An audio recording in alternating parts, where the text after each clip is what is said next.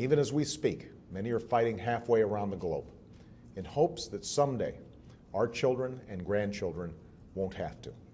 Meet congressional Republicans halfway, and I'm prepared to do more, but we'll only finish the job. That's more than halfway towards the $4 trillion in deficit reductions that economists and elected officials from both parties say we need to stabilize our debt.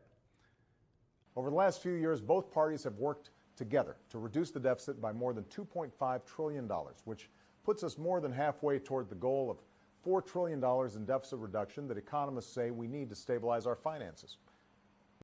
That's why we can't ignore chemical weapons attacks like this one, even if they happen halfway around the world. If any of these projections are halfway correct, it's going to cost amounts of money that make this stuff we're talking about trivial. $100 billion in cuts that H.R. 1, the House proposal for the full fiscal year, or the remainder of the fiscal year, we have come almost halfway already. We have met them halfway, which I will say, and I hate to tell stories on Mark, but the first time we had dinner together and he wore this jacket and tie, I'd say halfway through dinner, you know, he's starting to sweat a little bit. And then we're going to ask the Senate to vote on a provision that says veterans, if you are a small business and you hire a veteran, you should get a tax break, because I don't want folks who have sacrificed halfway around the world for our safety to come back here and not be able to find a job. An earthquake halfway around the world can threaten businesses here at home.